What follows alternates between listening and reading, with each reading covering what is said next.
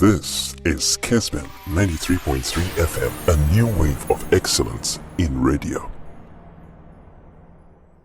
Enyumbre punch Jumadi so ebehwe na yaka ho ensem. Of course, New Patriotic Party, the MPP, annual National Delegates Conference. Baso Saturday titru na Sunday.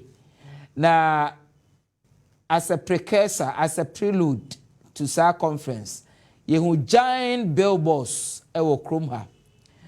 Directive by free party na so ye say e was paying for will pull down the billboards now was spent so much. I erect our vantage positions. Ewo asante mantem ha. Ebi susu se nya ne kwanso ano no obi si billboard ana ayeden. Ebi susu se billboard no in itself e kan den. Ebi susu se billboard na nkasa krade buama ebo jumade na eba no ho the road enti na wo se ye pulling it down.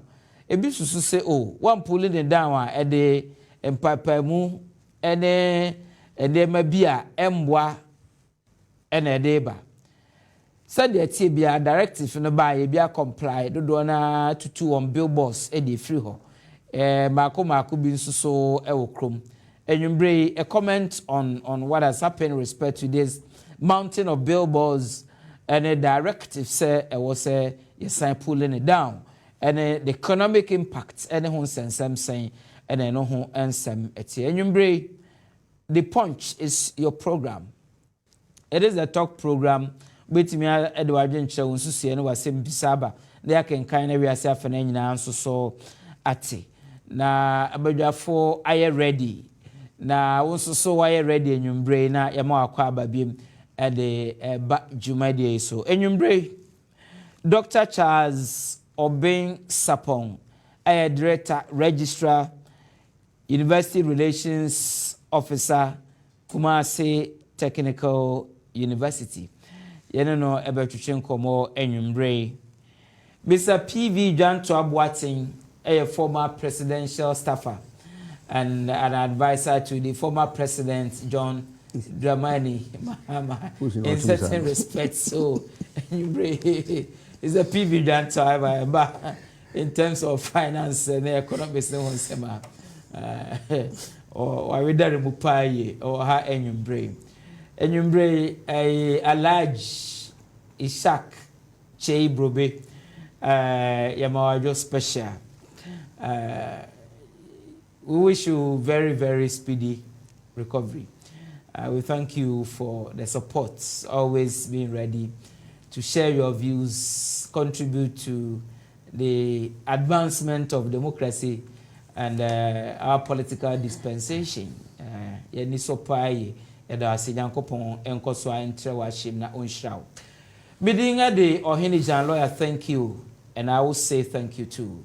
Juma de abajafo aye ready. Now so aye ready tina yema akwaba. Badansa na no mini kind emma wo afisha pa. Begidi ye se bronya no se wo we crackers. Yensa na ne frɛ no crackers. Wo we crackers na o twense obenya akoko ne nan na ide ahye ne kon no ana se o twense obenya rice and stew bia.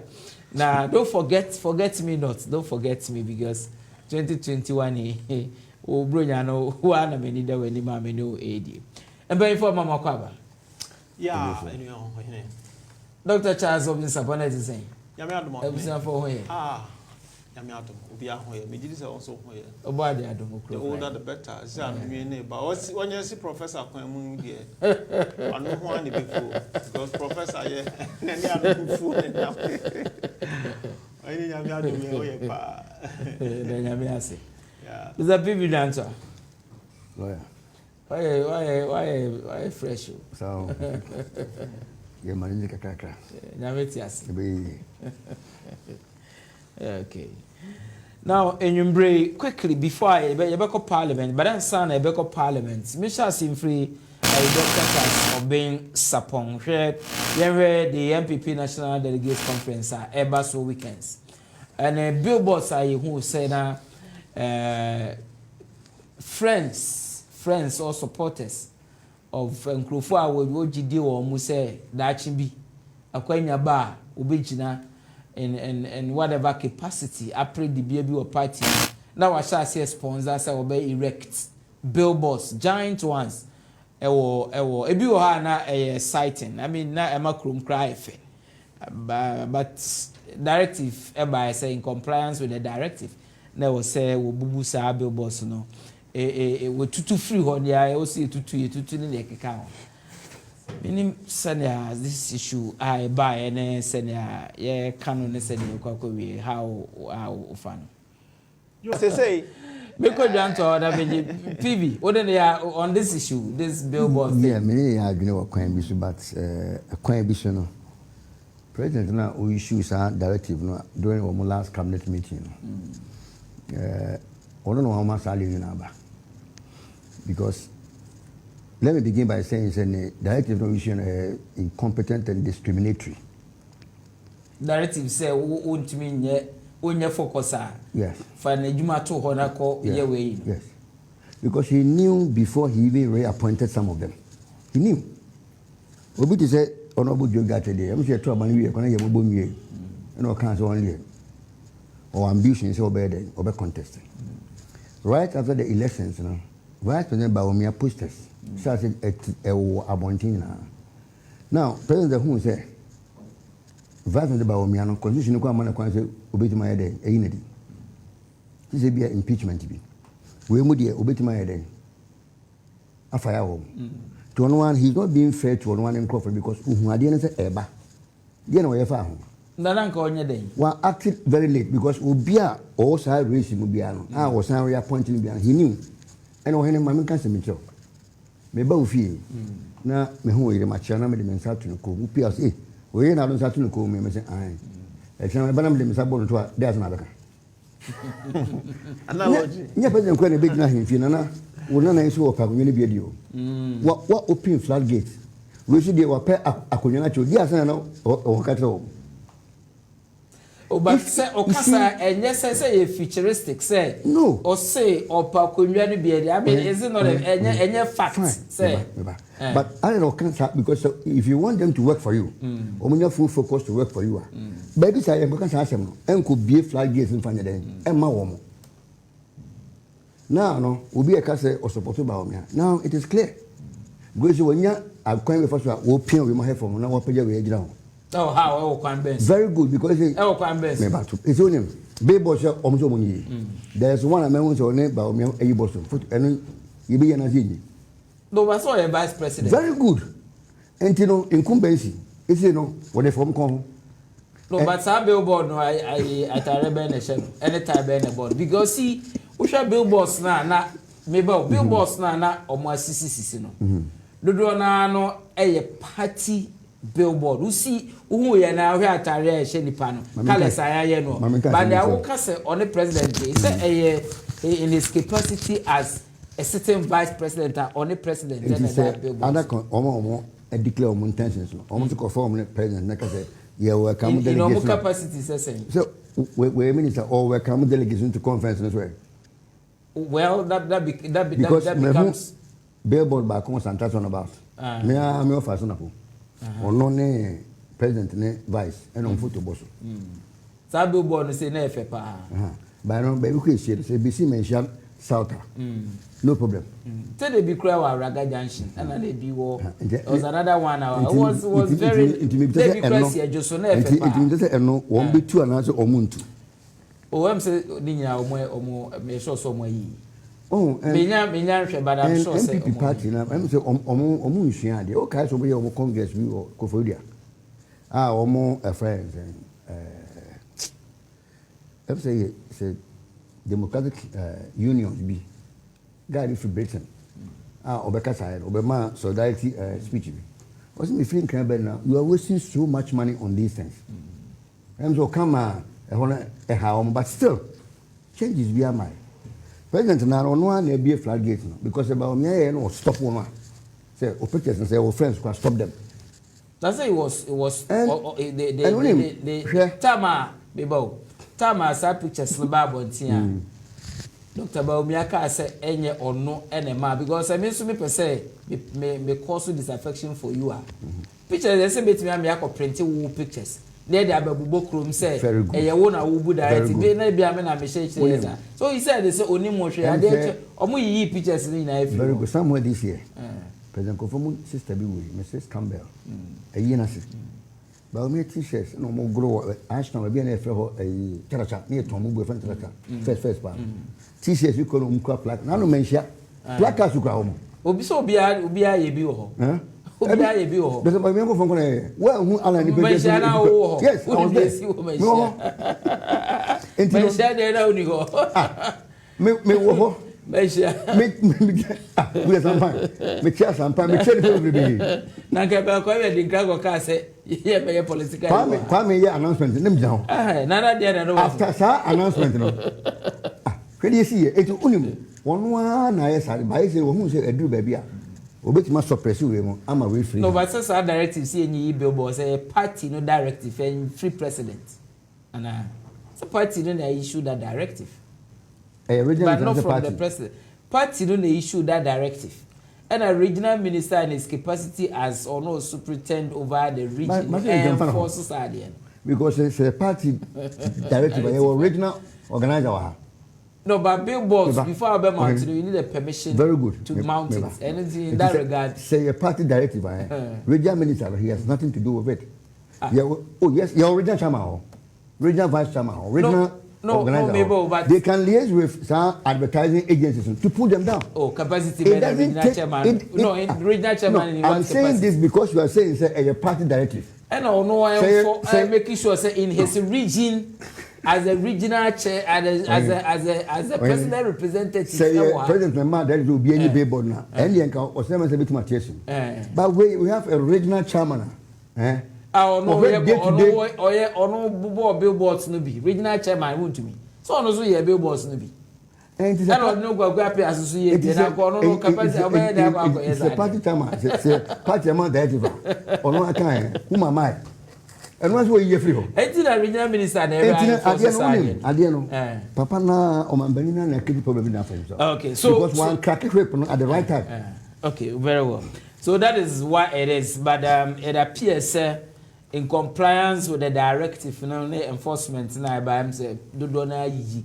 Ama kroma sia basa bi but I think say omo mount na kroma e feel. But na ade ba ko no say in implementing the directive, they were incurred the displeasure of a lot of their members. Yes, it has. Yes, because Obi Aboka or any followers, and meaning printing a house beer, t-shirt and pa nipa, all these things. Yasimo Bia and fire ye mahoney a day. And you know, Anna again, apart from saying, I don't wear t-shirts.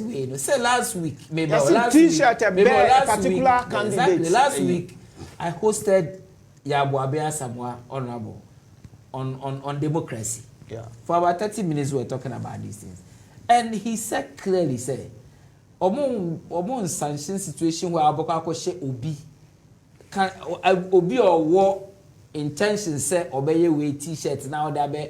About conference, and I said, don't bang them because that even reminds me of one idea. But why a party one? Okay, I said couple of weeks ago, John Boy be because why you don't say you better disqualify. I don't want to disqualify about me.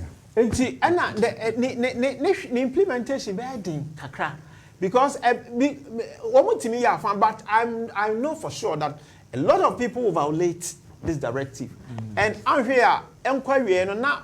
What the time better party anyway, I don't know what but I respect the decision of the party. Okay. I mean, no party or one a day or more directive, but as to how they will go about it, for me, I foresee something else. I wish them well, though. Okay. Okay, so that is what it is. Unfortunate though. But party no so esusu say sa na mo no tu a ebebuama enema akọ senior e wo se ekọ so ye de no ebesi ho. Now moving on before I ebeko parliament yenhwe the Omicron virus and matters arising compulsory vaccination and president the 27th speech a my eneda a can say borders your borders no land the borders remains closed as it says so no COVID-19 ufra bonten eba e wo say wa onwo ya udru ha e be wo plane edo be ba wo ye passenger wo tima wo kra we a whole lot of stringent measures. President say measures na ye dey ba no e wom say mu awrem enye pleasant but for our own safety and health and the health of others acquire necessary evil kwakuna kwakwana ntachene ubuma unia wo moma wosiewo ene sa na akwa esisi edunti acquire necessary evil I was say fanasam but there are issues are apie efrimo eba ebinisa from sa tabia ye bedi Christmas kwamben ene be fa so be hwese ye gi ene no yen spread the virus e community ayewom na ye hwe so say compulsory vaccination no do we have the vaccines available and then perception na wo ankrofo se omongo to the extent the president na also can say ukwo virus na 2024 enye no crese chinchine a na also got to abandon the patriotic party because they be say ukwo virus ukwo vaccine no pe it is 2024 to abandon the patriotic. I know some of these things the president had to say this. Yeah, read this update number 27 president Tubia ended and I read matters the efrimu eba we call P.V or million agents this P.V. You read this COVID shall say you send kana the YNC 2021 on corner we and anka call the baby but there be a mutation no about with a different name Dino so my package go in or muyi bow Delta Omicron just said Dina romantic names in one or the number a better no more the person enya yen president sama afutu a ode ma yen say yen Lucia guard na omwe borders na yen hwe ne sunsanso ai wo ede man wonu ade no me fa bebe me ntiasi papa say yare na ba Africa me say iti say de abrofo si wuye no yen ngu bisa e ba no obia is in a rush ope remedy bia concussions bi we be si kwati twimako ne fa gu anum wo tini ohinimu free nso no wan no e be si we mahogany tree ne friends nim tree na ye punu yes ye na ye punu so why na edura ba se wo unya bi kura mpo na vaccine je se untimi nya bi o ba unya bia the propensity say ebetimaku no e wo fom pa eno so se no ababa ye manso ayede amaye ba ye ne awunim edu ba bi a won bia me kam se de ori be hwe nipa bi ase no e ka ho ade ba ya ban me hwe ase ye nyina ye hwe dem na obi adwene wo so face mask no obi ebo edu ba bi na aban ko e bibia ye be ye lessons ye jagum ye no obi na ba bia general ye wie ya ye se afi ade na ayede ayihu oh ye drop your guard na ya san ba ye de hia ni wi a ni ye be ka kire o manfo no se menkoye we sa ada wo kan sem pa obi anu a obefa serious e say kroma obi anu ade no ebi kwasa ade no amagana ha sa tioro sin ba ko eye adwuma pa no say ade no ko mo boa ebi amagana ha o MC na nsen ba bia say tibitiri na papa bi ni abe so o mo boa ebi amagana ha o wonti yama ade no se de yesia ye ne free baabi no a say obi a dwene so na ne den eni so wo re be kan ye hia ye yesa wo dede hu dia na asem no kwa say ye pe opportunity akwakwa ya dia ne ye bie flag gate na yakoye ye yes mo nye say ti say e ba sa obi am pese obeden obeye ene ebi si ni say eye compulsory ba say face mask ya nse homra e say go to face mask one shot e offense die edebenta intimation o mo kan say eni say eye compulsory no me no mo nya adwene because ya to aba ne de tumi na hye abansa se on hwe so de onim se eyemaye no ana ye gidim sa de aban we abayamaye no ene mo so we den ene se nkata ma ye ka se de yin no obi an pese obese den but aban na ye den ahyem na ba aban so no won discipline ho ade a wo ye bia no on fa seriousness nkom ne se opekwan kwakwa na de na wo bie ekwan to ba bi omi wi na o ma sa account ene na de sa nchi no ahye we ba no me se obi ka se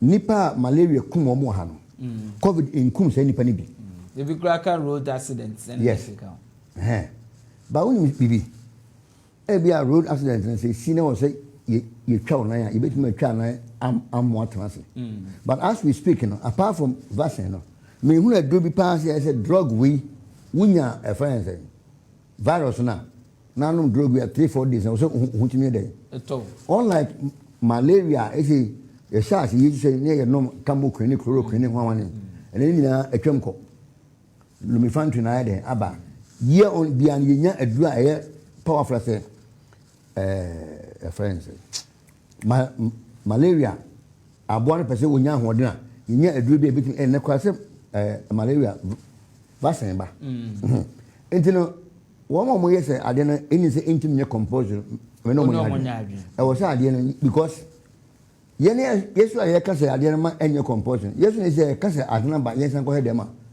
gere sika ko hobe dama ye okay ade education na doctor kan you see ya friends akoso de bia yene ane ya so ade ba bia edu kwa no se na ho change no obi abepie akwakọ ye adwuma wo de oye obi antimi nka se wote na onim se yare no enna ne ho be empensan empenan obi anim ba mesre se oma ye nyina sa ban ka me bia kono ye mfi no a yare we die e ba eni peka ke bena ye don koto friends hospitals akase no ye aka na e fa akoy because you do baby kwa no woman ye se emfa aduane enko achom kwa ye hu baby sa afo no right after say emugu ye no as o man ye take steps to be say sanko fo no kwa now e say de emu agudina ye hu baby sanko fo no kwa ye keep sa date na tran bibi ba yetimi atene chom ntan eno obi anwene ho okay etena bibi asen na fe yesi edwa ho agibuma ohine niam na ira enti ade no ma obi antan me enhene ye nkowo okay composer men enha because at least was yetimi bibi a ebebo obi ho ban ebebo ene ho ban na yetima transfer go aba because yesi ade no ene abetena okay enti say ene abetena de equal bibi a betima boy ma yetimi na tena bia no eno say ye papa che ho honza. The number is 055-159-9933, 055-159-9933. Just send us a WhatsApp message or a message. And they also need our fingerprints. If GH card info is not giving us good info, then they should stop this. Now this thing is making me angry because the point is say, me makoje me Ghana card, you're taking me finger, me biodata, me BBR. But say, tako suno ye koyembo 404 hash, star 404 hash. Obo I will go through, provide your Ghana card number, or provide, we go through all the process. We are no catch. I'm sorry, your this thing cannot be completed. You have to go to your nearest NIA office for validation. You go NIA office, they are telling you, oh, validation behind the system. What is going on? Me papa for called Timiko Sala what? Please, Ministry of Communication, National Identification Authority. Ye catch them Ghana for go through frustration because of Saudi way. Whatever the problem is, fix it. Sa go and do validation and crowfund nam no more koha ne atoso. And then they are wrong so be so or two and a month so be sync the SIM card when a Ghana card. Not toss it, way free infant. Please set up. Adena Ghana nkwa bibia ye simple ye pese ye bema ye mind for abresa na ye di aban atem. This simple thing. na yete wo ehwe na yedi aban atem na yebo aban tiri so because of this simple thing. Can't NIA for ne telcos no ebe resolve this thing, join press conference and resolve this thing, this simple thing. Now there are some crying. What will even be the motivation for an ordinary person? So obey yes, oh yes, sir. I have personally gone through the process because omo buy no omo ya my lawyers. I be yes me media. They are telling me to go and do validation. Makwa in the office, I'm say oh yeah, BBA for validation. Because of that, lawyers their opportunity now is gone. Now I am trying to I say, what is happening? The simple thing. NIA, please monitor Kosuno National Ministry of Communication, National Identification Authority for more resolve ordinary Ghanaians as so far. Almost sorry ahumachi kodi line so omubeko na aka we ache omu na waba okoha yesi yeto na no wabetra fie hum na odi aban atem na yebo aban tri so moti wona mo hwe sa simple thing we. This thing cannot be resolved entra hoy. You see ohine ade ba ko ha me say so dana kwa de nkwa na be bibi kiti e wose ya obi ate ne ba bi Ministry of Communication for ti omba bi NIA forces so ti omba bi telcos forces no more issue statement no mo ti omba bi na sa just like that na nkrofo e sofa na Ghana for no okoha na atoso no ha no aba na atoso no na ode amemfia akotena fie no obo abantiri so obi ate wo emfa ne ho the S the concept e-levy is incumbent on successful registration of when a situation where Ghanaians are prepared say to sign amono na send test abroad na okoha say ye validation okoha say I na so yentimi nya won hwe na waka nsensemu na obo abantiri so na moti we won hwe we is ade na moti won card ya ye biometric na wi enti yen san ko hanko but sa biometric validation no say validation bi wo ho a NIA for mo me kire mo because obi a wa take me fingerprint take me bibia card for so many years na card no cry me I mean use the bibia. If this thing will not sync with same card, there must be some explanation. Ebia say and I was say we say na was say we na simple way resolve we obi at the baby and messages na e na nkrofo frustrated no mudi abayatem and nkrofo ti won ye answer o ma just person tete wo because tete na e di abayatem equipons no but say omo no obi na appoint omo did you appoint omo na aye aban na appoint aban su ko na wo say obi sorry anopa no me na no ma me bi sha no ahomachi no nine ahomachi no nine o no okakodi line so wo the whole day no akọ spend. Enti omo nya omo nkona de obetimi onipa obetimi aye omo hu se. Enti no enkofo mi nya mfa so kwenti yen koye satellite internet satellite e bi new areas in Representative NIA for enti muti ho ama saade we simple ade we obi abeje NIA card krano yes mother of four cards all register with the same keke no ahomache no sign not ho na wasia ba ade cha no ko obi je adwuma o ye nyina na akodi line so bra na oja na akotena ne baby ade susu yes mother card we ene ye de ye bibia. Why can't somebody hold a press conference and say look the men how umpo say wo ko babia for validation, go to your phone, do ABC. And then 21st century 2021 December digitalization feel no matter yes I could lie na when then obi nkoko say me here you so only way because it's annoying, frustrating. There have me crying say Ghana card here the mind some almost every bank almost fanya here all the kwa omonye integration is so poor so slow doing that to ourselves. Anyway, I know be a topic for another day. You heard this week say more into one among Mamu, you heard this week ending. Someone 2-1 among with this. Some of us will pick it up. We'll take this thing up. Communication means we'll take this thing up because frustrating, it is annoying, defeating the very essence of this interoperability and all the good things I achieve with this digitization and digitalization. We now focus on lies, bressa, because Ghana for there. You say they are for how Musa. Now you baba until so. Then grow 40 or they don't care. Yembra parliament. Assembly. Me say e dey benti na obi make attempt say or commit suicide. Obi yitimi cheno. Oh, sir, yes, all commit suicide and you try and be successful. Sir, suicide is the offense. Also, see who so. Also, see only a binding problem. Read in terms of but so one so CD there. No, that's our life. No, anyone. Very good. So one so CD there. It is linked to the COVID thing. You'll be prosecuted. And to him, so that's somebody tried to. And one more customer here again compulsion. Then I'm going to come. Wildlife, we want to say we're there. Oh, far. What me different. So and Adiaba concern say suicide don't attempt it. Go fully. Because who attempted there, you'll be prosecuted. But also see there will be I say Omemonium. Yeah, and you have so much interest in politics, a retarded progress. And Miss Adel, men come again, one Mentiasi. Our auntie, you bet my country, who said 30 years under this fourth republic. And they must say, you bet in the year.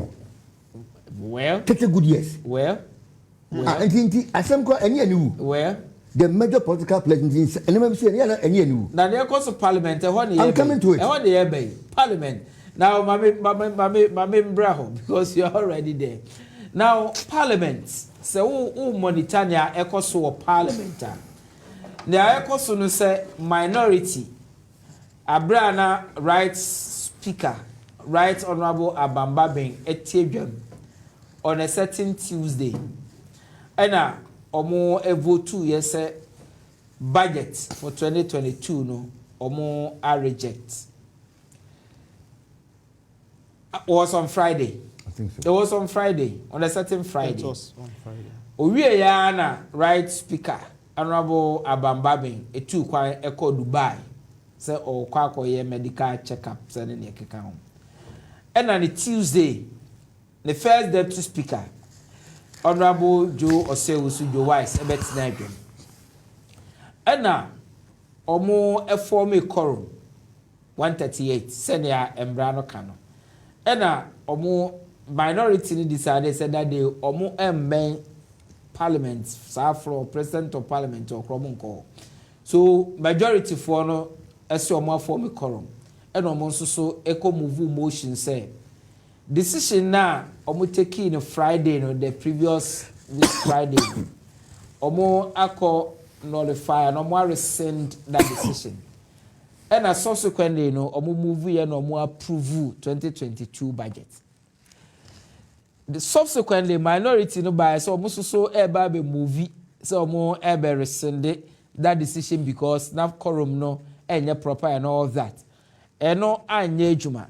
And a minority no say, and I'm say, Honorable Joe Wise and the Tiabama or say on your speaker, they will not much we are command formally say they think say on your speaker no and he cannot rule on or motion now or more the cost of more rescind decisions or more approval budget. Do more train right honorable speaker.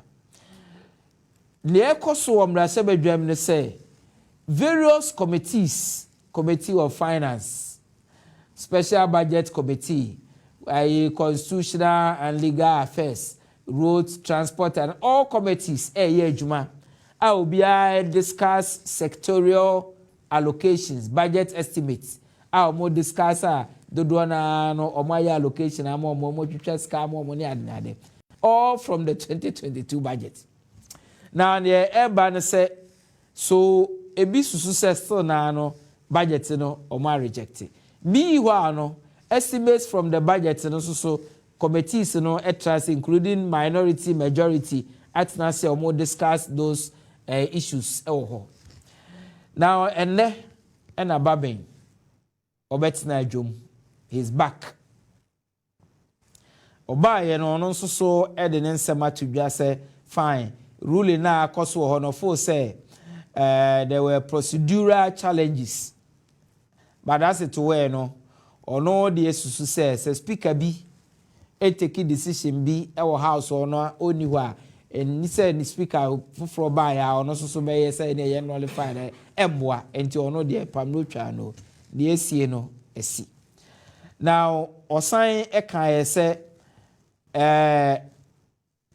sa electronic transaction levy bill na ye ready abeto parliament enti wa refer to the appropriate committee say omonhwe na omon discuss sa bill no na omonhwe se ne ombeka ho asem ena ode esore so now ehọ na ye dru CCA bill no ensema ewom ne se bill no de exemptions ne ma bi aba anwumbre ye behwe eno na ye discuss but quickly on honorable Abamba Ben sign gina emrasha badwafo nyina anem e de chow park ase e de magana for say the course wo emrasha badwam abra na oni ho no osusu se entwa yi enti ogina emrasha badwafo no anem wapa chow e de ama emrasha badwafo as the speaker of parliament now here na ekoso ewo emrasha bedwam so tie majority leader honorable Osechi Mensa Bonsu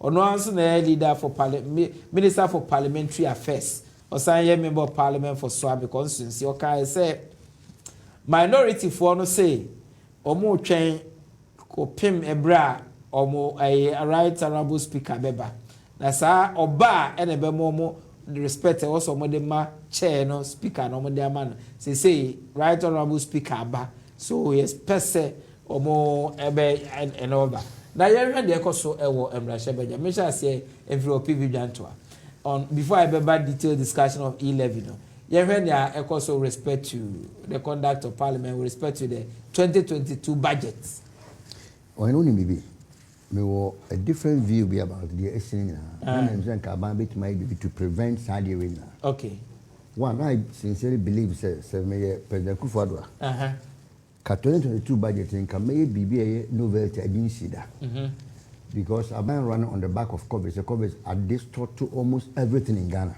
The problems in Ghana have been shifted to COVID. So therefore, you perceive free COVID anymore. It can be Nipa could be 10 of office, 4 years and not 8 years.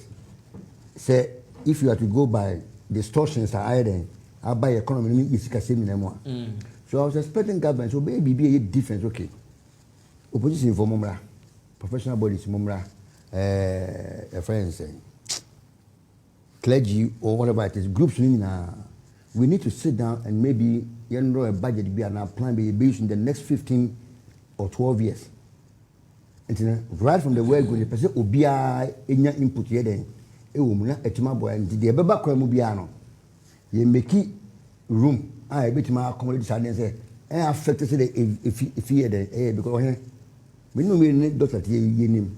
And I will say it in the last 30 years, or my will be beyond sign. I might be about doing so back. I might be about sitting in Africa. I might be about unemployment. I might be about before so obesity, the economy. I say because we'll be about fresh back home. I'm rebuilding what the economy for 30 years.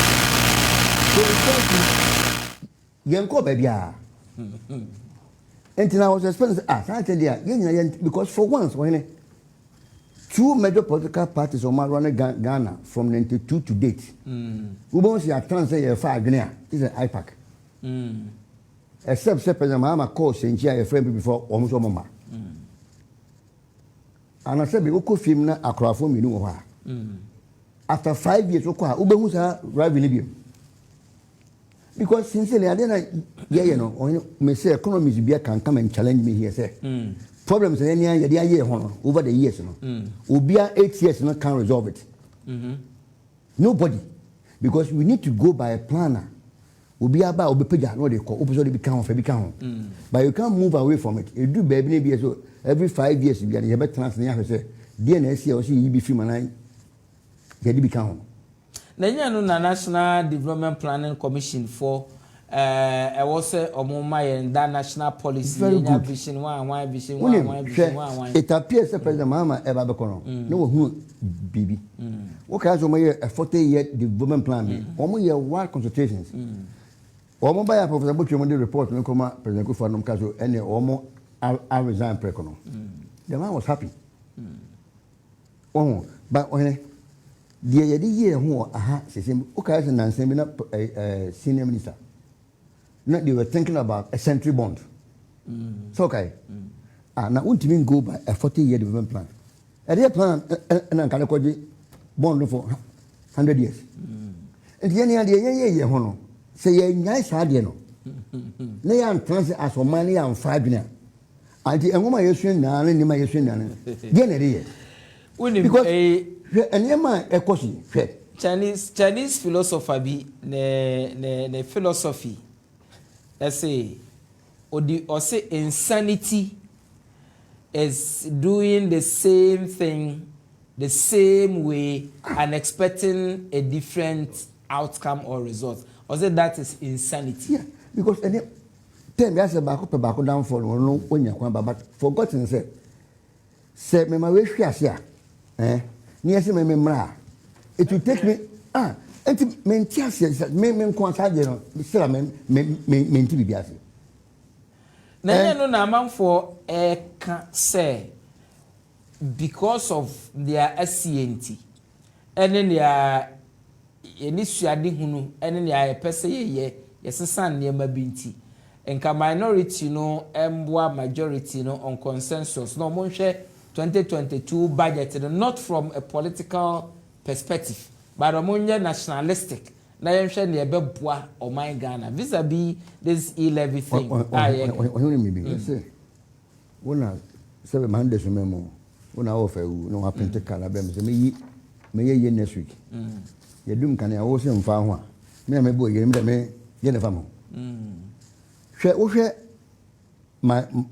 majority leadership na o ma mo o wona e wo se wo twe me bra won chen so you must be ready to accommodate me unim say akwa we say ti be me say e metwe na be jeni say me to me nsakora na o nya botre sa na no be de but after market ni sorry dina o ka say Mr. Speaker omunim say aban be nyes come more e dey development enu ntina mo so mo mpna anu no so no bi ka say me chena je na ko be enti wo mo na no wo ma mo wo mo and ekoba sa for the sofa because ene me wo budget mu ni and to on bet pakale yentiment transfer and fa ho adwene and say ba be finance minister and some fa nko no ko ye changes ni na bibia no on san fa ne dey on san fa mra and the name na ye dey ye ho ha no sa this time and age you still sa name na ye ye ne dey and unim I am say a champion, a champion union government. Because honestly, multi-party democracy, Ghana they are more. Okay. People have different views though. Oh yes. And I said, yeah. I said, I remember about him project program be. Kiki, a big reaction. Next time for Subia Maso. Shanapko. Yeah, we know exit plan. She investment akumu. And I say, Yamaka one. Say the Gabero. Sene kebeno ana ye to mama ye na ye tutu ye ho akura ye ho sa ade ye remember e-levy so na hear the details about e-levy. I'm looking at the reasons you are assigned to collect the e-levy. One, they say entrepreneurship promotion, youth unemployment, cyber security, and roads infrastructure. Unim finance minister on name yo ye me gina ho amentiase enyina so na whatever be diskano one chair in national, only answer ever discount. International can by what policy framework or guidelines and not the best idea. And then you start. You start into okay, you start in one. There's a whole broad way on you start. You see, when baby says I getting the car buy and it will be at here. If you go and come out of one car, yeah. But you want to take the money first. Why? Can you tell William? Say Uber Gisca may say Okasiscan, ye the Kutriaka Yedia and come support. But you can't tell me about Gisca, the Quacoye entrepreneurship promotion, and for Bisca and promote you entrepreneur. There should be a clear cut policy said. Yet they call this sector, how there's a potential for growth. And to what also call entrepreneurship side in Biabra because under COVID. No, but that only out okay, that can be under COVID road sector. Maybe under COVID. 850 million be ye chairman ko. As I speak to you, 1 million to recover. And this government, you see, it's not a quantum of money about it's an expenditure component. The way we use car. So Parliament, and not for Sanema way now. The government should look at the expenditure. Nathan just know a frivolous. Who would you tax more? You are giving us more taxes. Tax exemptions it's almost about 30% of projected tax revenue. Why? And to go by rare 11, about 7 billion. 6.9. 7 billion. It's less than 10% of our projected revenue. And you know, dear, we sorry, Yanya Ilabia, Yanya fertilizer, Yanya Yasamabo, I say, Yanya Yaji Ilabia, yet to put to move. Look at this. A bad days are less than 10%, no? It's marriage of petrol issues. And 20 years too much. No, but Juantuah, we are finance person. Finally, for 2 ministers, 1 deputy minister and 1 a minister of state, disagreeing on e-levy, we can tells you, I don't know, they don't even understand the whole thing. No, but Cecilia, bill na kasa e-levy bill na kasa koto mbrashebedwa for no enim. From the top, you could see the last word.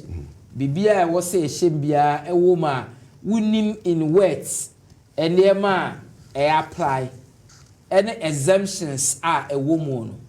Yet define the parameters of e-levy. No, say betimia can say bia we anywhere disagree, we anywhere disagree until there's a problem. Well, me. Because now woman require my main kind. So what is there and then what is an exemption under there is an effective there's an effective way you focus we even get more than the 7 billion. A common if also tracing of income. Yet there is a mentioning by mama or board dance 120 million Mason no win and you know Yan Linky will be a mobile money wallet to GRE.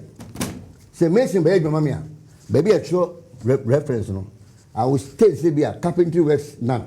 A back on account, so payment received for carpentry works.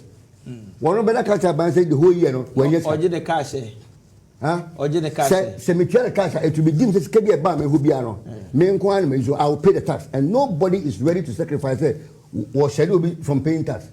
These are some of the things. Mobalusi focus on e-levy. Mobile opposition and more ideas, but this is a fantastic idea. I've been saying throughout. And you've been in government before. Doc Mibao. A very brilliant thing. Because say you intimate tracing income, what taxing the you can't tax the person. And the fact said, why identify me as a taxpayer does not necessarily mean that I'll pay tax. Pay tax. Free education required. Free education. We can even make money out of it. Yeah, sure. Obia or cost school will be biano. You're the taxpayers' money they're running.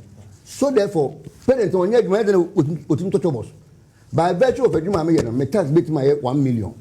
My man to Cocoa Hara Nebe Covenant, need to bet my 3 Ghana cedis. We shouldn't hope be for anybody. Okay. Why would Uncle Back was so Coto, my old Tato Cocoa at Tono. One day with no one because lawyer never saying, also remember here. Okay, Ura, where lawyer was I was in exam office, remember me didn't come. My medical class and baby drama small. What channel? My man buyer was lawyer, may one remember me, no, we will be answer.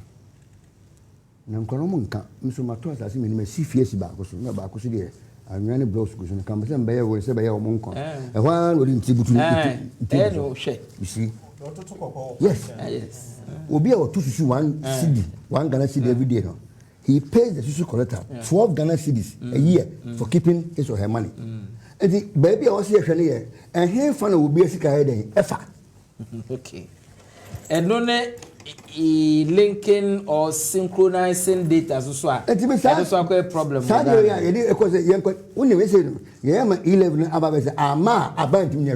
Me was scar by being a leg to her. So we are now we lose 10%. That doesn't mean that you can move forward. Okay. Well, I buy to say 11 now maybe having. So road fund a road to yet to me. I buy the road contract a big car. Every day is 635 Ghana cedis. listen wa na ban do ka 600 ya kwa be na e be 1000 e be 2000 3000 4000 for 4 years ban do ka 1000 Ghana cedis na be na wa just E11 if it is that insignificant why is the minority ayem nwanwa say less than 10% even 7 billion what is fetish about it and sika ben here about we so man 1 billion ekina obeba baba foforo other thing opon so medare aban okay ye de opukwa mana e so medare na say eno should no be aden na parliament constitution no aye ne say ono na oversight responsibility government expenditure parliament intimi some place aro ana ona me no me yenti krom ha na na free finance minister so omebu o man panyin so avo ade nkunta che nkunta no for for security reasons it is security reasons okay for security reasons yan ka so mko che ba bia okoda yi o yesi e ka ya bo ho e ka so e for security ho be so the way ya minister for minister for me say aban we ye man 1 trillion e kina over ba be discount from okay now for one tier I mean one say you do this level just say bibi nko yi teacher for any case what kind proposal to minister of education teacher unions now leadership no time paragraph 1 of point 28 then second paragraph of point 26 21 and 22 no it is clear one leaders one of the proposal come by more na nominate supplier MBB answer na mo de come and the aban so wo mani be e questions what kind MOU ni so it's very clear and the some be kan if you ko obi akoto abako yi panyin bi o leaders no mo hold o mo responsible yes wo koto abako yi obi so o mama duani ma no ahwe ni pa no sunyi ne ban ne track record yi but you can say you drew high but you say blame no kwa ban also there must be a resolution of this aban mo wan say o mo to o mo dimi kasa na GSA say no wanya we dey so concern na ma me GSA wo mo a friend that again say me no case for the fact say utimi me be school men kola kosu school sa ba fie mata sa papa ne pa wona to ye aduma je akatua pa ade na me animu ni edwayi na say sebe ye de aduma ko ma sebe ma no de sunum but de man ka akade sebe do sunu ada men ai enumbre ye de aduma de ne ba na wi but ene aduma de sunku because so e wo konfa no teaching